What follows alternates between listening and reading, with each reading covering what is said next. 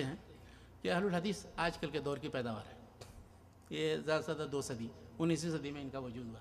میرے بھائیوں یہ بھی بہت بڑی غلط فہمی ہے، اور ابھی وقت نہیں بہت زیادہ کی تفصیل میں جاؤں، مختصر صرف یہ بیان کروں کہ اہل الحدیث کے نام سے جماعت یا گروہ یا سوسائٹی، ایک پورا معاشرہ، یہ ہر دور میں موجود رہا ہے۔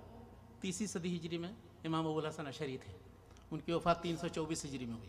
انہوں نے کتاب لکھی ہے مقالات الاسلامیین، اسلام کی طرف جتنے منسوب فرقے ہیں ان کے اقوال اور افعال اور اعمال کیا ہیں، ان کے نظریات امانت داری کے ساتھ ذکر ہے۔ اس میں ایک گروہ مذہب اہل الحدیث بھی ہے، ان کے عقائد بیان کیے، ان کا طریقہ بیان کیا، ان کے اخلاق کیا ہے۔ آخر میں لکھا ہے کہ جو کچھ ہم نے یہ ذکر کیا ہے بالکل یہی طریقہ ہمارا ہے، ہم اسی کی اتباع کرتے ہیں۔ تو گویا وہ بھی اہل حدیث تھے۔ یہ سن 324 ہجری میں ان کا انتقال ہوا۔ امام ابو بکر اسماعیلی 340 ہجری میں وفات ہوئی، ان کی اعتقاد اہل الحدیث کے نام سے ایک کتاب لکھی۔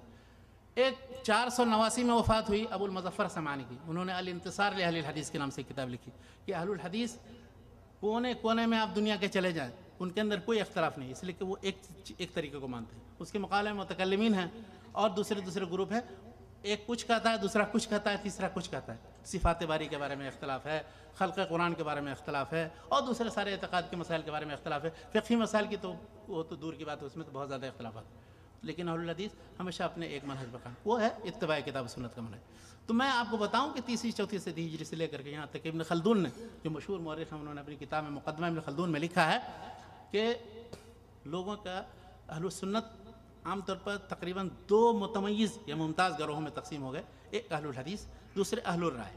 اہل الحدیث کا طریقہ یہ تھا، طریقہ استنباط، کہ جب تک کوئی مسئلہ پیش نہیں آ جاتا تھا اس سے متعلق کوئی لب کشائی نہیں کرتے تھے، فرضی مسائل نہیں گڑھتے تھے، اور نہ اس کے ذریعے لوگوں کی مشق کراتے تھے طالب علموں کی۔ یہ ان کا طریقہ تھا۔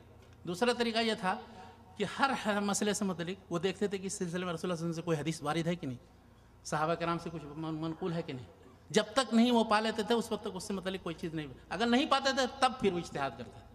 اس کے بالمقابل اہل الرائے کا طریقہ یہ تھا، ان کا ایک لقب ہے الارائیتیون، یعنی آپ امام محمد کی کتابیں موجود ہیں، چھپ گئی ہیں، اب دیکھیے، ارائیت ان کان کذا، ارائیت یعنی اگر ایسا ہو، اگر ایسا ہو، اگر ایسا، فرضی مسائل۔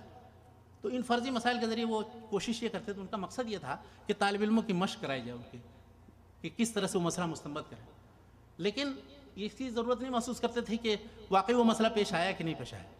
اور دوسری چیز یہ ہے کہ وہ ہر مسئلے سے متعلق حدیث نہیں دیکھتے تھے کہ وارد ہے کہ نہیں وارد ہے، ان کے یہاں کچھ اصول و قواعد تھے، ان اصول و قواعد کی روشنی میں مسئلے کا استنباط کرتے تھے، اور اس طرح چلتے۔ تو یہ 2 طریقے بہت ممتاز ہیں۔ شاہ ولی اللہ رحمۃ اللہ علیہ نے آخر میں، ان کی وفات 1176 ہجری میں ہوئی، ان کی مشہور کتاب ہے جو طلائع البالغہ ہے، اگر آپ کو تفصیل پڑھنی ہو تو اس میں پڑھ لیں، جو باتیں میں بیان کر رہا ہوں سب اس میں لکھی ہوئی ہیں۔ باب الفرق بین اہل الحدیث و اہل الرائے، تو آپ کو سمجھ میں آ جائے گا کہ اہل الحدیث کا طریقہ کیا ہے، اہل الرائے کا طریقہ کیا ہے۔